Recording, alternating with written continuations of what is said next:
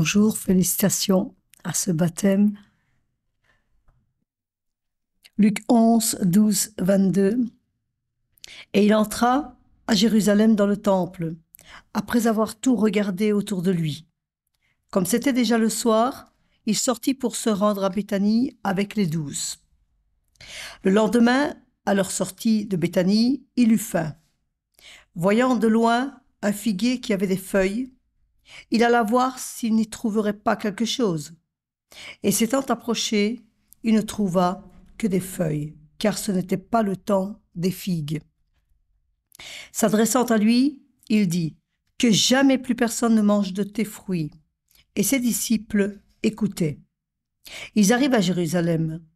Entrant dans le temple, Jésus se mit à chasser ceux qui vendaient et achetaient dans le temple.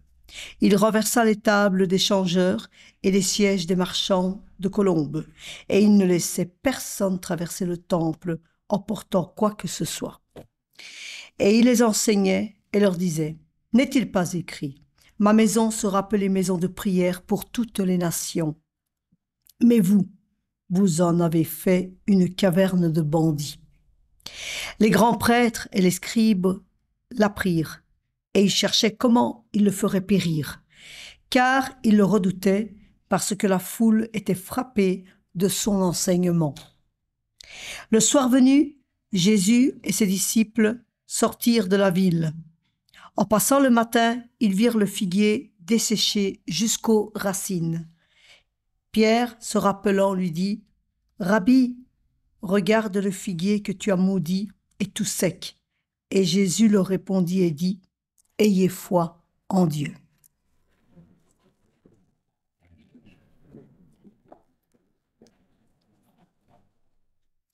Alors, ce sont les aléas du direct. Vous ne voyez pas les coulisses. Hein.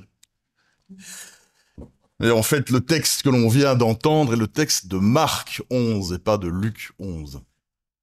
Je dis à Yann, ah zut, c'est pas le bon texte.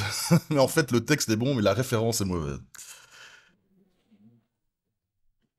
Drôle d'histoire. Drôle d'histoire pour un baptême. Et drôle d'histoire tout court. Parce que franchement, ce que Jésus n'exagère pas un peu, peut-on vraiment en vouloir à un figuier de ne pas donner de figues au printemps? Et d'ailleurs, comme le dit le narrateur, eh bien, ce n'est pas la saison des figues. Ben quoi alors, si c'est pas la saison des figues? Peut-être n'est-ce pas le temps des figues. En tout cas, quelle faute ce figuier a-t-il commise pour mériter une malédiction de la part de Jésus? Et puis, quel rapport avec le temple et Jésus lui-même? Et si les épisodes de ce qu'on a coutume d'appeler les entrées solennelles à Jérusalem et la purification du temple sont bel et bien présents et racontés dans les 4 évangiles, la scène du figuier apparaît uniquement chez Matthieu et Marc, et non sans d'évidentes différences. Alors, chers amis, d'abord, il aurait fallu, me semble-t-il, pour remettre un peu les pendules à l'heure, que Jésus maudisse effectivement le figuier pour pouvoir parler de malédiction comme je viens de le faire. Parce que c'est allé un peu vite en besogne. Car en fait, ce n'est pas à proprement parler le cas. Si nous nous en tenons au texte de Marc, Jésus n'est pas celui qui fait mourir le figuier, mais celui qui lui dit ces 4 vérités. Que le figuier ait été maudit, ça, eh bien, c'est l'appréciation personnelle de Pierre, et celle-ci ne reçoit aucune approbation, ni de la part de Jésus, ni de la part du narrateur. Jésus s'est approché du figuier, désirant en manger son fruit, mais pourrait-on dire le figuier n'a rien fait du désir de Jésus. Et si je me permets de donner une sorte de conscience à l'arbre qui est ici nommé, c'est que selon le texte grec, Jésus entretient un dialogue avec l'arbre. Il va littéralement lui répondre, s'adresser à lui. Il y a comme une sorte de dialogue engagé entre d'une part le figuier et Jésus. Et le résultat de ce dialogue montre clairement que le figuier n'a rien fait finalement du désir de Jésus, qui lui répond que dans ces conditions, il ne donnera plus de fruits. Cela ne signifie pas que Jésus l'empêche de produire désormais du fruit, ça signifie simplement que le figuier, en refusant de répondre favorablement au désir de Jésus, a décidé de ne pas relever le défi qui lui était offert. Il s'était laissé aller à sa propre nature, qui est de produire du fruit seulement au plus fort de l'été, sans plus. C'est donc le figuier qui s'inflige une existence, pourrait-on dire, en sous-régime, par rapport à l'espérance portée par Jésus. Et pour le dire avec les mots de ce qu'on appelle la théologie du process, en ne faisant rien des nouvelles possibilités suggérées par Jésus et par le Christ, ce figuier s'en est tenu à une existence plate, sans relief, sans histoire, sans avenir, sans nouveauté. C'est en quelque sorte le figuier lui-même qui a prononcé son propre jugement. Jésus s'est contenté d'en être le témoin. Et c'est là une manière de dire que nous sommes, chers amis, responsables de la tournure que nous donnons à notre histoire. Alors vous l'avez compris en ces quelques mots, évidemment, cette histoire du figuier que l'on qualifie rapidement de figuier stérile n'est pas une petite leçon de botanique que Jésus donne à ses disciples, et tous savent en effet que ce n'est pas le temps des figues. Le figuier est bien plus qu'un simple figuier, et le figuier qui s'assèche bien plus qu'un arbre de moins dans le jardin de la création. Il ne vous aura pas échappé à la lecture du texte que l'histoire du figuier englobe, pourrait-on dire en sandwich, celle de la purification du temple. Il y a donc ici comparaison, analogie, comme une parabole en action, qui nous invite à la lecture symbolique, et c'est là tout l'intérêt, me semble-t-il, de cette histoire. Dans l'Ancien Testament, le figuier évoque la relation particulière qui lie Dieu à l'homme. Il en est, en quelque sorte, le baromètre. La fécondité ou le dessèchement du figuier sont tellement liés à cet événement qu'on peut identifier chaque apparition de cet arbre dans l'Ancien Testament avec une intervention directe de Dieu dans l'histoire.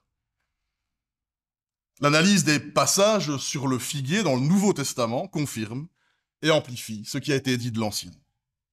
L'apparition du figuier annonce constamment l'irruption d'un kairos, c'est-à-dire d'un temps singulier, marqué par une rencontre décisive qui a comme protagoniste Dieu ou son Messie. Et on comprend mieux l'avertissement. Ce n'était pas, non pas la saison des figues, mais le temps, le kairos des figues. Ce n'était pas le temps des figues, ce n'était pas le moment précis des figues. Ce qui nous invite à entendre qu'il y a là plus qu'une simple question de saison. Et si un figuier apparaît dans le texte, on peut dès lors s'attendre à ce que Dieu ou son Messie fasse bientôt irruption dans la scène. De plus, certains d'entre vous le savent aussi, dans la Bible et dans le judaïsme, le figuier représente le lieu de la méditation de la parole de Dieu, le lieu de l'instruction. C'est sous le figuier que l'homme médite la parole, la Torah, la loi. Ainsi, dans l'évangile de Jean, Jésus reconnaît en la personne de Nathanaël un grand Israélite, car il l'a vu un peu plus tôt sous le figuier. Il parlait avec Philippe de la loi de Moïse et des prophètes. Et chers amis, à l'époque de Jésus, quel est le lieu privilégié pour être au plus près de cette parole de Dieu? C'est le temple de Jérusalem. Et comme par hasard, entre le moment où Jésus cherche des figues sur le figuier et le moment où le figuier devient sec, que se passe-t-il? Jésus va faire le grand ménage au temple. Il paraît même qu'il le fait méthodiquement.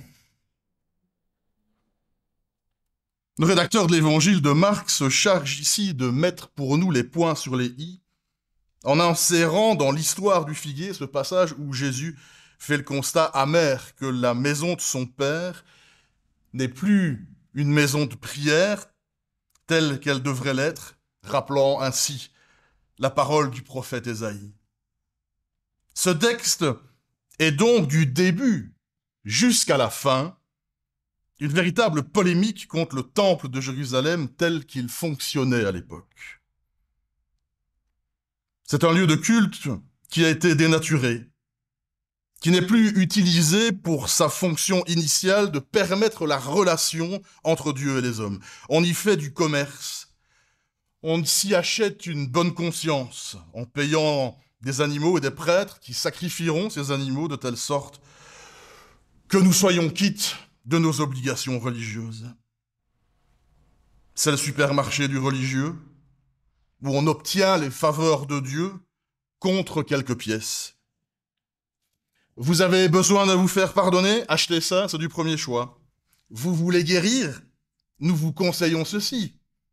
Produit haut de gamme, vous m'en direz des nouvelles. Nous pouvons donc lire ici la critique de toute religion qui oublie qu'elle est là pour mettre l'homme directement en relation avec Dieu, le Dieu vivant dont Jésus témoigne, sans passer par le moindre intermédiaire, ni quelque commerce que ce soit.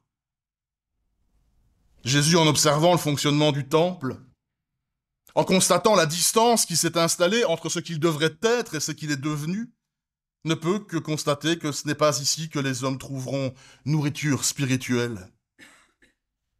Alors oui, ça a l'allure d'un figuier, mais pas de fruits à espérer, tout est sec. Jésus disqualifie le temple et son commerce. Il disqualifie cette religiosité qui empêche d'être réellement en contact avec Dieu.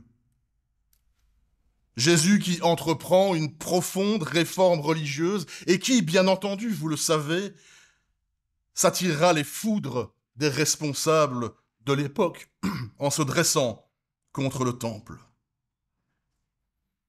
Et que fait-il? Eh bien, Jésus conseille à ses disciples de prendre leur distance avec ce lieu et de se recentrer sur l'essentiel, à savoir la foi de Dieu. Et je dis bien la foi de Dieu et non la foi en Dieu, comme nos Bibles françaises traduisent un peu abusivement. Le texte grec dit bien « ayez la foi de Dieu ». Autrement dit, arrêtez de vous bricoler une foi à votre mesure. Mettez fin aux intermédiaires. Mettez-vous en relation directe avec le Dieu de la vie. Mettez-vous à son écoute, au lieu de n'écouter que ceux qui parlent en son nom, et laissez-vous inspirer par l'Éternel lui-même. Ayez la foi de Dieu, saisissez la foi de Dieu, plutôt que de vous agripper à la foi des hommes. Soyez remplis de cette confiance que Dieu fait grandir en chaque être humain, plutôt que de vous remplir de systèmes de croyances que les hommes se construisent pour se rassurer. Soyez, dit Jésus à ses disciples, remplis de cette présence de Dieu lui-même, plutôt qu'être remplis de ce qui a l'allure de la foi, ce qui a la couleur de la foi, mais qui pourrait bien n'être qu'une contrefaçon. De même qu'un arbre feuillu peut se contenter d'avoir l'allure d'un figuier, une religion peut se contenter de n'en avoir que les apparences. À l'époque de Jésus, le temple est bien plus qu'un bâtiment. C'est l'institution mise en place pour organiser, gérer le culte israélite. Et si nous devions transférer cette histoire chez nous aujourd'hui en christianisme, ce serait peut-être l'Église. La prédication de Jésus nous fait entendre que l'Église n'a pas à se contenter d'avoir une forme d'Église. L'Église qui transpire la prédication de Jésus est un lieu pour expérimenter l'infini et l'insondable, et non un lieu figé à jamais dans la superbe d'un temps déterminé. Et pour reprendre l'expression du théologien Nicolas Berdiev, l'Église est dynamique, elle est un processus créateur. L'arrêt de ce processus est un péché humain. Chers amis, ce n'est pas l'enveloppe qui compte, car l'Église n'est pas une coquille. Ce n'est pas le feuillage extérieur, ce n'est pas la forme qui compte, c'est la matière. C'est ce qui la compose de l'intérieur. L'Église est un alliage de ce que nous sommes, un alliage de nos matières propres. L'un ou l'une de vous venant à manquer, l'alliage, change de propriété. Et c'est pour cela qu'il est important de tenir sa place dans l'Église. Je veux dire d'être présent, de faire ce que nous sommes aujourd'hui, ce que nous sommes en train de faire aujourd'hui, d'être là, de faire Église. C'est que nous avons besoin les uns des autres pour éviter que notre figuier ne se dessèche et en vienne à dépérir jusqu'aux racines. Être présent, tenir sa place au sein de la communauté, c'est déjà participer à cette réforme permanente dont l'Église a besoin pour rester aussi vivante que le Dieu de Jésus auquel nous entendons nous référer.